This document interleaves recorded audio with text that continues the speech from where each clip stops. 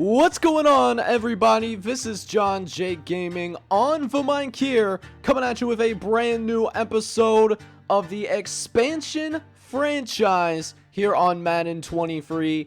And we are out here, man. We are truly struggling right now. We are 1-3, which is just about where I expected us to be. We at least aren't a 0-17 team, but we do have a winnable game, at least one winnable game, as we will have a doubleheader in this episode. We will take on the New York Jets. Now, New York Jets are actually pretty similar to us. 77 offense, 80 defense. We're 73 offense, 79 defense. So we got a chance to win this game. We could go to the Meadowlands and find a way to get the job done.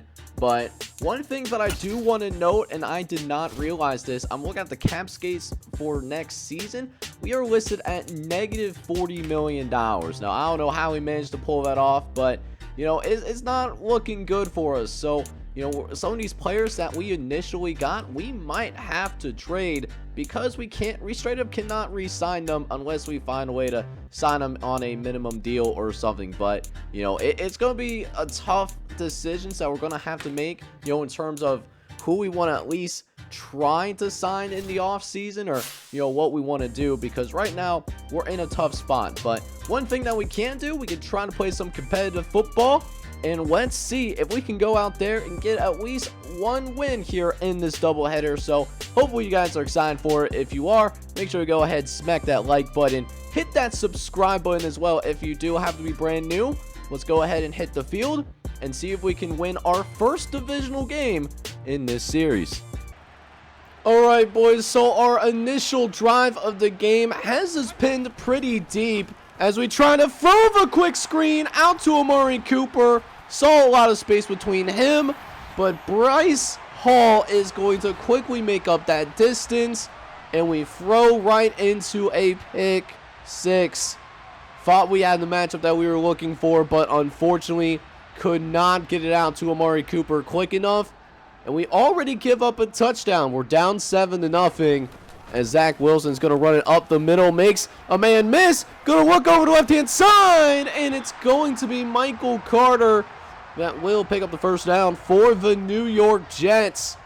And now inside the 15-yard line, we'll see what the Jets roll with. Will they continue to pound the rock? It's actually a quick pass over the middle, gets it out to the tight end, and I'm actually not sure if that's Mike Gesicki who's on the New York Jets. He was one of the players that were moved for the expansion franchise series, as the Jets are going to get into the end zone. That is Elijah Moore, the disgruntled wide receiver, that actually gets a look and is actually going to get the score. So bad start once again by our expansion squad, and so we quickly find ourselves down 21-0, as now Mayfield's going to drop back the pass, going to try to throw over the middle of the field, looking for Curtis Samuel, but that will be broken up as we continue to struggle on offense with 3 of our starters currently injured and not available to play, as we just have to get rid of that football on 2nd and 10. Nobody open there, and that leads to a 3rd and long. Mayfield under center, looking around, is going to try to throw it over the middle, but it's thrown too late, and CJ Mosley is going to get the interception.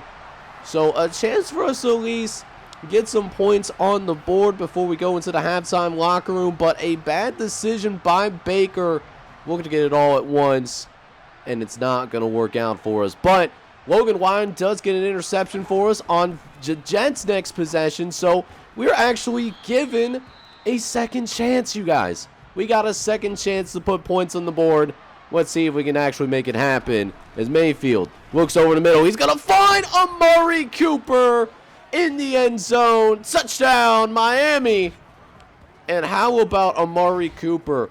Even with everything that's been going on with this team this season, he is still find a way to be successful. He has been a great go-to target that I hope we can build around for the future, as that does cut this lead down to a couple of possessions. So it's going to be important for us to go ahead and make sure we come away this drive with yet another score, and Curtis Samuel will get us off right, able to pick up that first down.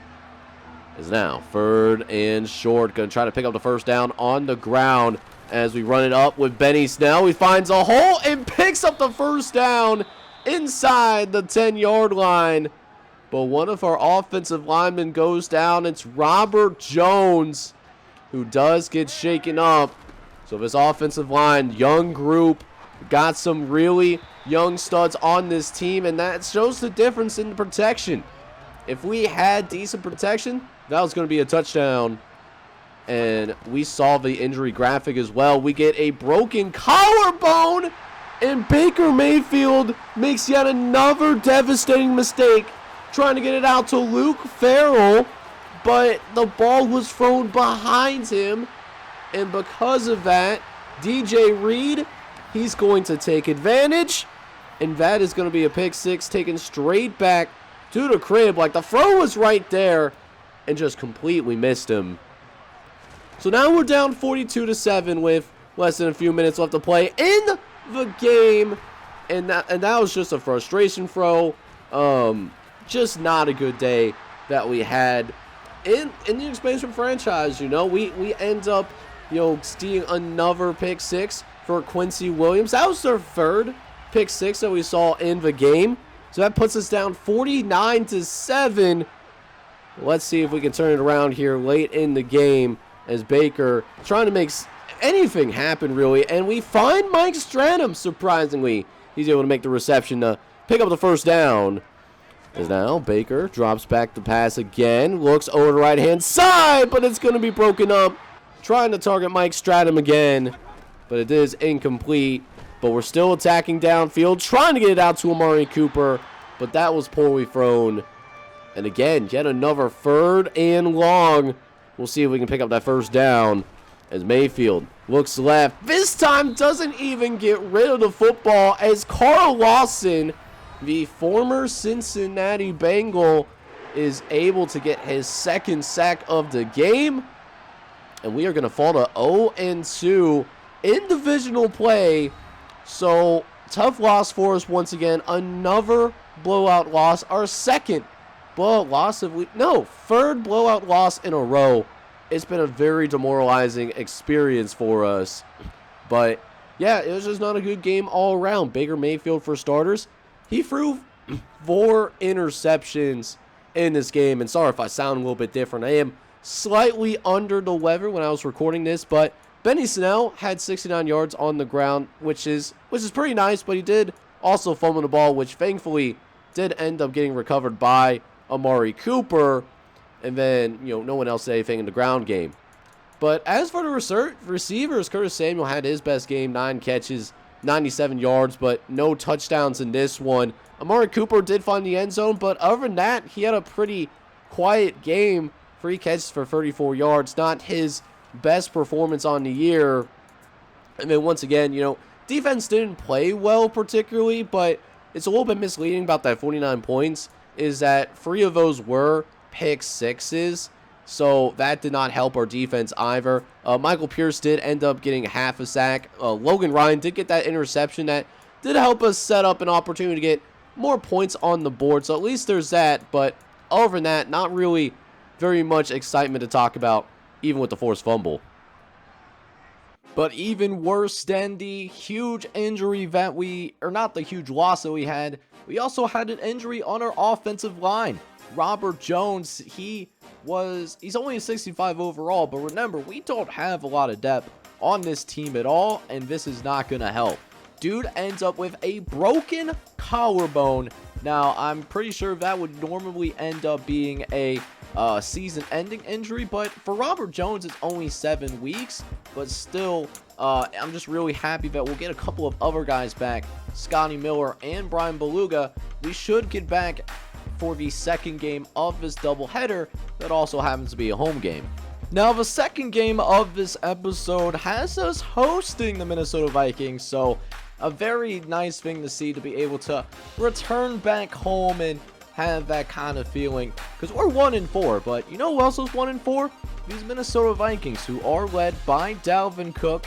He is averaging 4 yards a carry. He's got 4 rushing touchdowns, 336 rushing yards, but they're actually struggling quite a bit, right? So we're second to last in offense, last in defense, but the Minnesota Vikings have the second worst defense in the league.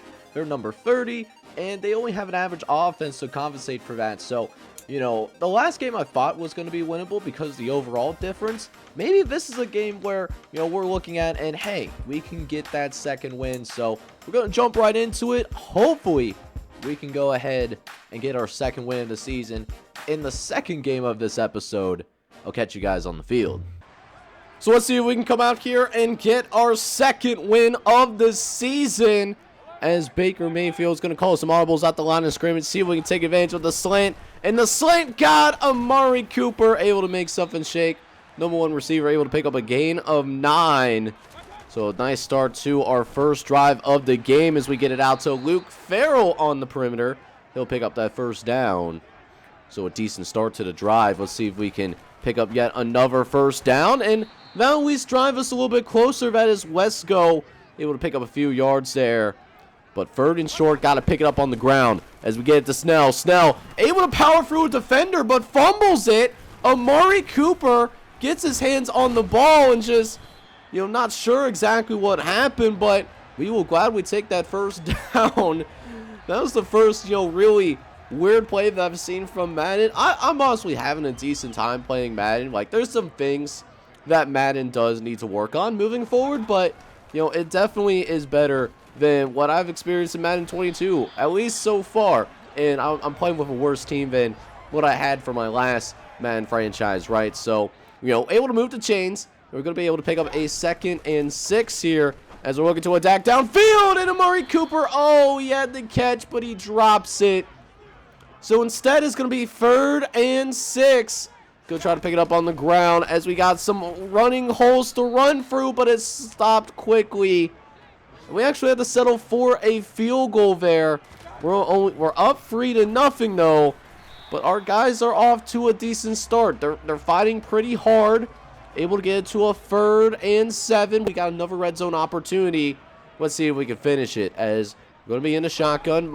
They show the blitz, but the linebackers get dropped back into coverage as Wesco gets the catch inside the 5-yard line. Let's go, baby. That's what I'm talking about, man. 1st and goal from the 3-yard line. Let's see if we can finish the drive. And sure enough, we get a little bit of a push from behind. And Benny Snell is going to find the end zone. Touchdown, Dolphins. And we will go ahead and make this a 10-0 lead. Great start for our team, man. As we still have the lead here, a few minutes left in the first half. We can make this a 2-score game as long as we take care of that football and take care of business here in the red zone once again, as we got another one of those opportunities. As we face a 3rd and 13 few plays later, we'll see if we can pick it up. Looking at either Amari Cooper or Curtis Samuel, looking over the right hand side. Curtis Samuel going one-on-one, but cannot haul it in there. So we had to settle for a field goal once again. And we actually go into the halftime locker room, you know, feeling pretty good overall. We're dominating in offensive snaps, and we have a 13-7 lead going into halftime. Just got to finish those red zone drives. If we can do that, we'll be able to get our second win of the year.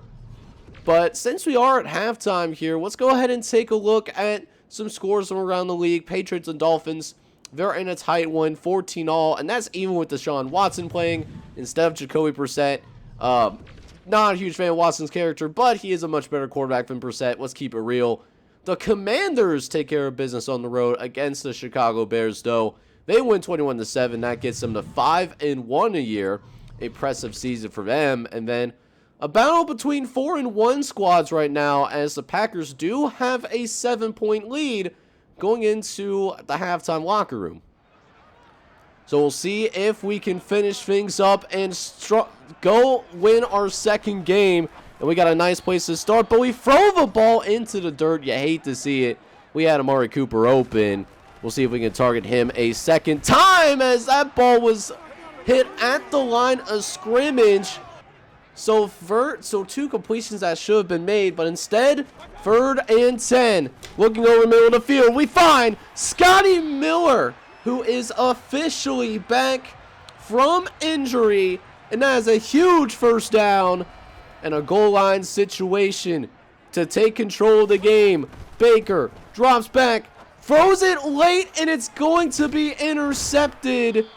And it's going to be intercepted by DeAndre Hunter. And he decides to take it out of the end zone, which is really strange to me. Tried to throw it over his head, but did not get enough air under it. And the Minnesota Vikings are able to take over after that. And after, when we get to our next moment, we're down by a field goal, you guys. So not good where we are currently standing right now. And we need some points on the board. We need them quickly. Less than 3 minutes left to play. Got a nice catch to Wesco. We'll see if we can keep that going. As Benny Snell able to bounce off some defenders. And now sitting at the 2-yard line. How about that for a big-time run from the former Pittsburgh Steeler?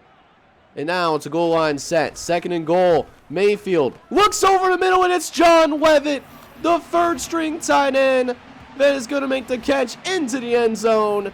Touchdown, Dolphins. And with about 2 minutes left to play, we have the lead, and we got a real shot of taking this 2nd win of the year. We just need one more stop from our defense. They've been playing solid today. We'll see if we can stop Kirk Cousins. Looking over the middle. It's going to be caught. Oh, that is not what we needed right now. Vikings going to go right into their no huddle as Kirk Cousins. He's going to try to set up the halfback screen, but it's going to be dropped behind in the backfield. But there's a penalty, and it's going to be called against Kendall Sheffield. Illegal contact. I was using him. I did not touch anybody. That's a terrible call. That is going to benefit the Vikings heavily, as that will give him an automatic first down. As we're getting down to the last minute of the game, Kirk going to throw to the right inside, and oh, you got to make that interception. But instead, 3rd and 2. Cousins in the shotgun, looking over to the left-hand side, and it's broken up. Trying to get it out to Jeff Jefferson. And now it's down to one last play. 4th and 2. And it's going to be caught. First down for the Vikings. Able to get out of bounds as well. So they will save their timeout. So 41 seconds left to play in the game. Kirk drops back. He's going to look to the right hand. No, looks over the middle. And it's going to be caught. Not a first down. And that will force the Vikings to take their first time out. They still got a couple to work with, though. Next play, Cousins looks around once again, looks over the middle of the field, and finds his receiver. Another gashing play. And now in the red zone, need our guys to step up.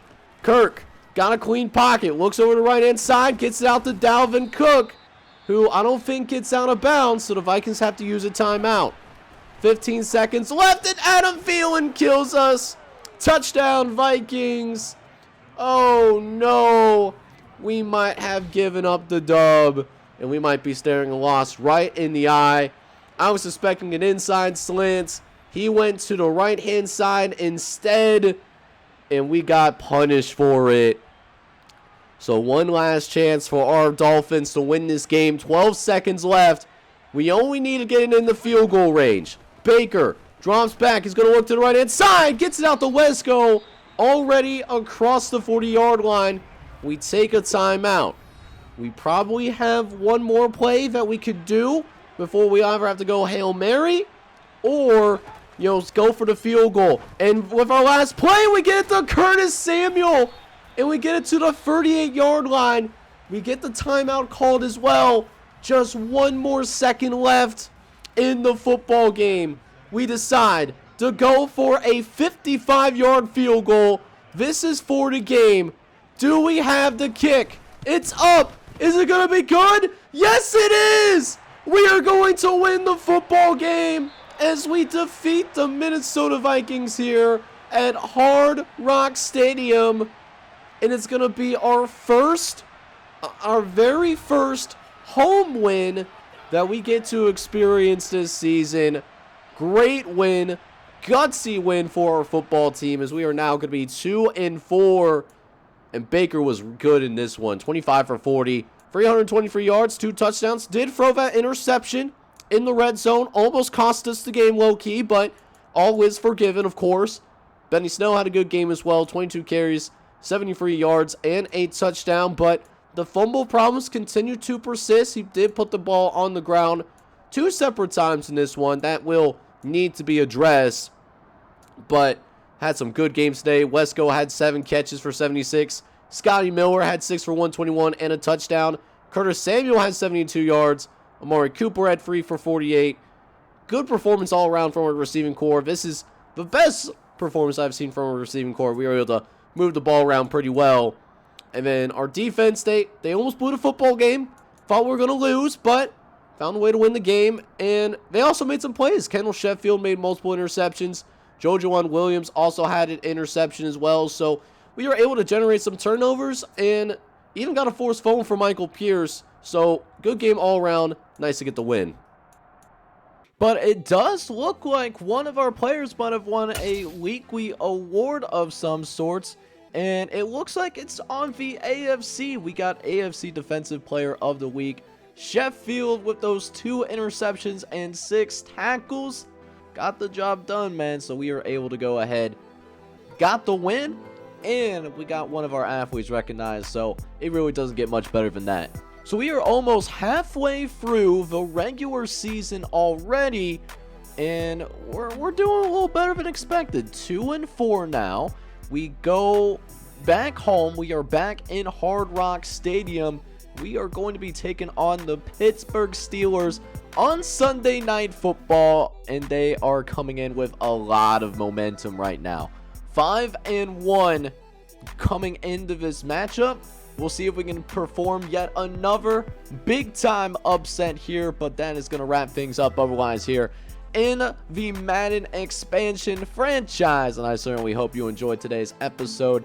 If you did, make sure you go ahead, smack that like button for me. Hit that subscribe button as well if you have to be brand new to the channel. This is John J. Gaming on the mic signing off. But I'm hoping you're all out there having a good one. Take care, everybody.